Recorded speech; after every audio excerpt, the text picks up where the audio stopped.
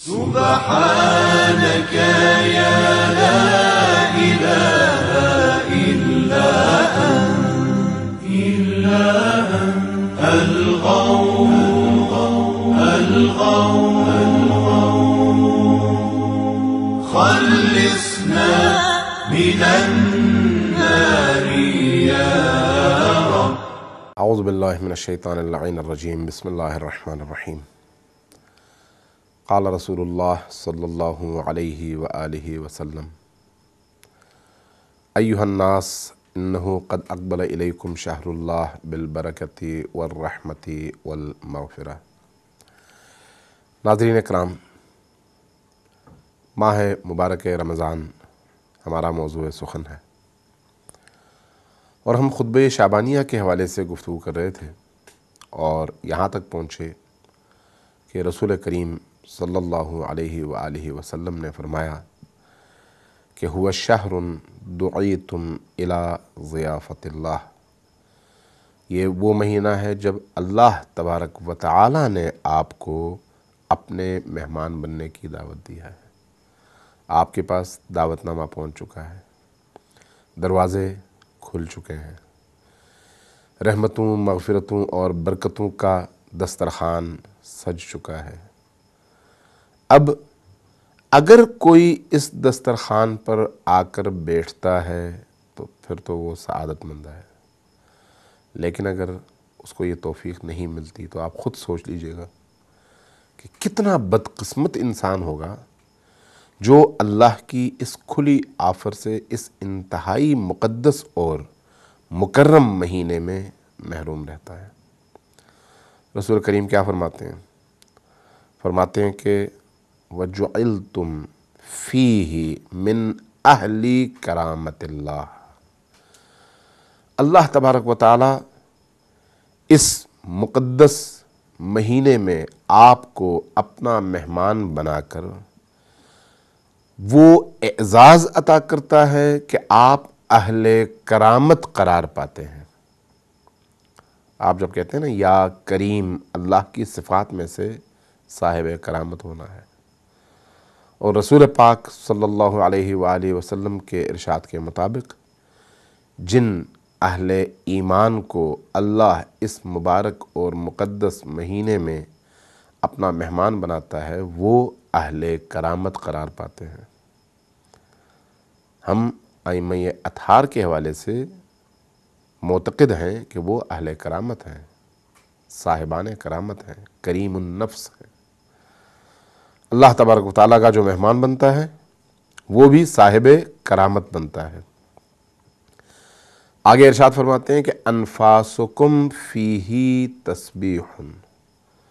اے روزہ دارو، یہ وہ مہینہ ہے جس میں یہ جو تمہاری سانسیں ہیں نا، جو تمہارے اپنے اختیار میں نہیں ہیں، جو تم نہ اپنے اختیار سے روک سکتے ہو اور نہ اپنے اختیار سے حد سے زیادہ سانس لے سکتے ہو، لیکن اس کے باوجود کہ تمہارے اختیار میں نہیں، اللہ تبارک و تعالیٰ کہتا ہے کہ انفاسکم فیہ تسبیح، تمہاری سانسیں اس مہینے میں عبادت قرار پاتی. آپ سوچ سکتے ہیں کہ عبادت اگر آدمی کے اختیار سے باہر کی چیزیں بھی قرار پاتی ہیں تو اللہ کی رحمت کے دروازے کتنے کھلے ہوئے ہیں. فرمایا وَنَوْمُكُمْ فِيهِ عِبَادَةٌ. یہ جو تم نیند لیتے ہو، سوتے ہو، نیند پر انسان کا اختیار نہیں ہے. نیند شعور کی کیفیت میں نہیں ہوتی. جب انسان نیند میں جاتا ہے، سو جاتا ہے، تو اس کے بعد اس کا اختیار اس کے اپنے ہاتھ میں نہیں رہتا. خود اس کو بھی نہیں پتا ہوتا کہ وہ نیند کی کیفیت میں کس حالت میں پڑا ہوا ہے. اس لیے نیند کو اخ الموت کہا گیا، موت کا بھائی. کہ جس طرح سے مردہ کو نہیں پتا ہوتا، بے حس ہوتا ہے، اسی طرح سے جو شخص نیند کی کیفیت میں ہو وہ بھی بے حس ہوتا ہے، اپنے آپ سے بے خبر. آپ جب سوتے ہیں تو آپ کو پتا ہوتا ہے کہ آپ کہاں پر ہیں، آپ کے ارد گرد کیا ہو رہا ہے. عبادت ہمیشہ شعوری اعمال کو قرار دیا جاتا ہے، لیکن یہ اللہ تبارک و تعالیٰ کی کرامت ہے، اس کا تفضل ہے کہ اس مبارک اور مقدس ترین مہینے میں جو انسان بے خبر سوتا رہے، اس کے اسی سونے کو وہ کریم ہستی عبادت قرار دے رہی ہے۔ وَنَوْمُكُمْ فِيهِ عِبَادَةٌ وَعَمَلُكُمْ فِيهِ مَقْبُولٌ۔ باقی اوقات میں آپ عمل انجام دیتے ہیں، لیکن آپ کے عمل کی قبولیت کا آپ کو بھی نہیں پتا ہوتا۔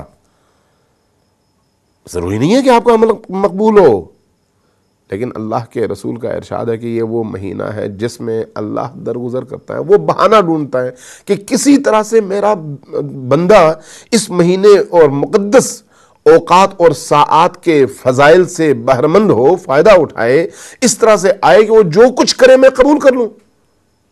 لہذا فرمایا کہ وَعَمَلُكُمْ فِيهِ مَقْبُولٌ، تمہارے اعمال اس مہینے میں مقبول عند اللہ ہے۔ وَدُعَاؤُكُمْ فِيهِ مُسْتَجَابٌ، بہت بڑا مقام ہے کہ انسان اس مقدس مہینے میں دعا مانگے اور اس کی دعا مقبول درگاہ الہی ہو اور مستجاب ہو۔ دعاؤں کی استجابت کے لیے جیسے آپ نے دعائے کمیل میں بھی پڑھا ہے اور یقیناً پڑھتے رہتے ہیں، بہت ساری شرطیں ہیں، لیکن اللہ کہتا ہے کہ بھئی اس مہینے میں مانگی گئی دعا قبول ہے، مستجاب ہے، تم مانگ کے تو دکھاؤ، تم مانگنے والے بنو، میں دینے والا ہوں۔ دعا کے والے سے چند نکات اور خدمت میں آپ کے عرض کروں کہ دعا اللہ تبارک و تعالیٰ سے رابطے کا نام ہے، اپنے آپ کو جوڑنے کا نام ہے۔ آپ ایک دفعہ اپنے خالی ہاتھ لیے اللہ کی بارگاہ میں ہاتھ پھیلاتے ہیں اور مانگتے ہیں اور یا رب یا رب کہتے ہیں، اللہ کہتا ہے کہ اگر میرا بندہ اس کیفیت میں میرے پاس آ جائے تو اس کی دعا میں رد نہیں کرتا۔ وَدُعَاؤُكُمْ فِيهِ مستجاب، تمہاری دعائیں اس مہینے میں مستجاب ہیں، چاہے تم کچھ بھی مانگ لو۔ ایسا نہ ہو کہ تم کوئی غلط چیز مانگ لو، لیکن جو بھی ایسی چیز مانگو گے جو تمہاری دنیا اور تمہاری آخرت کے لیے مفید ہوگی، اللہ ہر صورت میں قبول کرے گا، رد نہیں کرے گا۔ وَدُعَاؤُكُمْ فِيهِ مستجاب۔ پھر اس کے بعد فرمایا کہ جب ایسا ہے فَاسْأَلُوا اللَّهَ، اللہ تبارک و تعالیٰ سے مانگو۔ فَاسْأَلُوا اللَّهَ رَبَّكُمْ، اپنے رب سے، اپنے مربی سے، اپنے پالنے والے سے۔ نبی کریم ارشاد فرماتے ہیں کہ اپنے رب سے، اپنے پالنے والے سے مانگو۔ کیسے مانگو؟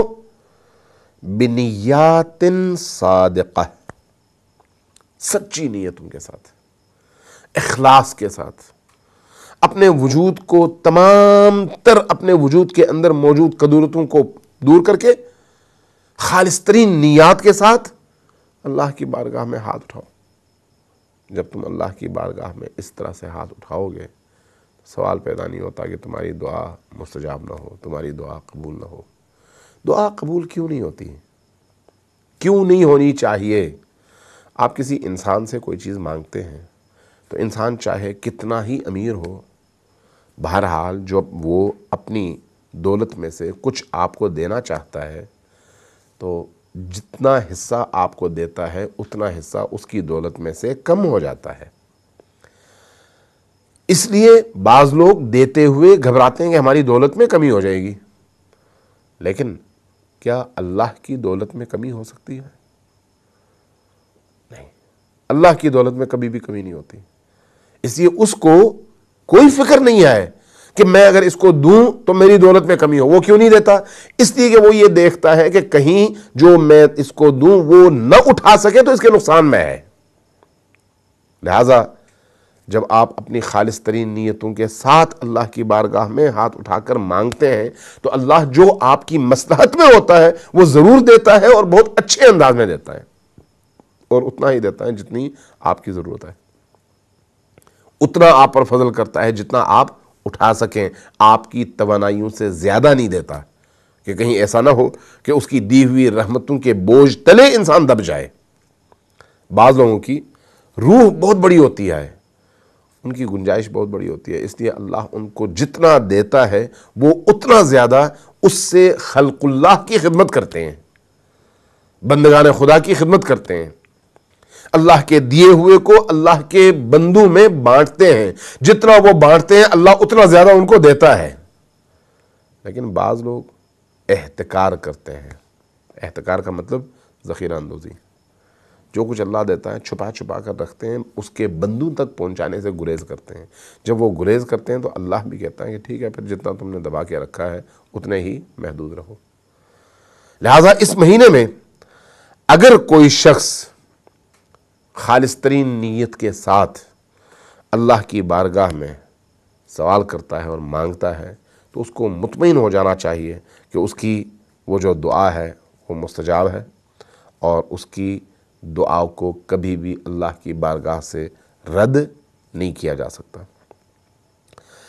اور آگے فرمایا کہ بقلوب طاہرہ، جب تم اللہ کی بارگاہ میں جاؤ تو نیات صادقہ، سچی نیتوں کے ساتھ، اخلاص کے ساتھ، لیکن اس سچی نیت کے ساتھ ایک شرط اور ہے، وہ یہ ہے کہ تمہارے دل پاکیزہ ہوں۔ قلوب طاہرہ، دل پاکیزہ ہوں۔ دل اگر نجس ہو، دل اگر آلودہ ہو، دل اگر نجاستوں سے بھرا ہوا ہو، تو پھر اس نجاست بھرے ہوئے دل سے نکلی ہوئی دعا کیسے اللہ کی بارگاہ میں مستجاب ہو سکتی ہے؟ نور کی وادیوں میں نور ہی داخل ہو سکتا ہے۔ اس لیے اپنی نیات کو بھی پاکیزہ کرو، صادق کرو، اخلاص سے بھرپور بناؤ، اور اس کے ساتھ ساتھ کوشش کرو کہ تمہارے قلوب بھی طاہر ہوں، پاکیزہ ہوں، اور تمہارے قلوب میں کسی طرح کی کوئی گندگی اور کوئی میل موجود نہ ہو۔ اس کے بعد آگے ایک اور جملہ ارشاد فرمایا کہ جب تم اللہ کی بارگاہ میں ہاتھ اٹھاؤ تو کیا مانگو۔ ہم عام طور پر پیسہ مانگتے ہیں، ہم عام طور پر غربت سے نجات مانگتے ہیں، ہم عام طور پر کیا مانگتے ہیں؟ اللہ سے دولت مانگتے ہیں، ہم عام طور پر رشتے مانگتے ہیں، ہم عام طور پر وہ چیزیں مانگتے ہیں جن کا تعلق اسی دنیا سے ہے، اسی دنیا سے۔ یعنی ہماری مانگ اور ہماری دعا کا محور یہ دنیا ہے۔ رسول کریم فرماتے ہیں کہ بھئی تمہاری دعا مستجاب ہے، جب تمہاری دعا مستجاب ہے تو وہ مانگو جو تمہارے لیے دنیا و مافیہ سے بہتر ہو۔ وہ پیسہ نہیں ہے، وہ بچے نہیں ہے، وہ دولت نہیں ہے، وہ بڑا گھر نہیں ہے، وہ بڑی گاڑی نہیں ہے، وہ دنیا کی آلائشات نہیں ہے، وہ مٹیریل نہیں ہے، مادہ نہیں ہے۔ پھر کیا مانگو؟ رسول کریم فرماتے ہیں کہ فَاسْأَلُوا اللَّهَ رَبَّكُمْ، اللہ سے مانگو، اپنے رب سے مانگو، بنیات صادقہ وقلوب طاہرہ، پاکیزہ دلوں کے ساتھ اور صادق ترین نیتوں کے ساتھ۔ کیا مانگو؟ ان یوفقکم، کہ اللہ تمہیں کامیاب فرمائے، تمہیں توفیق دے۔ یوفقکم یعنی توفیق دے۔ کس چیز کی توفیق دے؟ لصیامہ ولتلاوت کتابہ، کہ تمہیں حقیقی روزہ رکھنے کی توفیق دے، اور حقیقی روزے کے ساتھ اس کی کتاب یعنی کلام اللہ کی تلاوت کی توفیق دے۔ یہ مہینہ بہار قرآن ہے۔ بہار قرآن کا مطلب ہر طرف اللہ کے کلام کی گونج ہے۔ کوئی تلاوت قرآن کے ذریعے یہ کام کرتا ہے، کوئی تراویح کے ذریعے یہ کام کرتا ہے، کوئی کسی اور ذریعے سے کرتا ہے، لیکن آپ دیکھتے ہیں کہ ہر طرف قرآن کی گونج ہے۔ اس لیے کہ اس مہینے کو بہار قرآن کہا گیا ہے، ربیع القرآن، الرمضان، رمضان المبارک ربیع القرآن ہے۔ جب ایسا ہے تو ایک ہی دعا کرو کہ اللہ تمہیں صحیح روزہ رکھنے کی اور اس روزے کے ساتھ ساتھ تلاوت کلام خدا کی توفیق عطا فرمائے۔ اللہ ہم سب کی ان دعاؤں کو مستجاب فرمائے اور ہمیں اہل دعا بھی بنائے اور اہل تلاوت کلام خداوندی بھی بنائے۔ والسلام علیکم ورحمۃ اللہ وبرکاتہ۔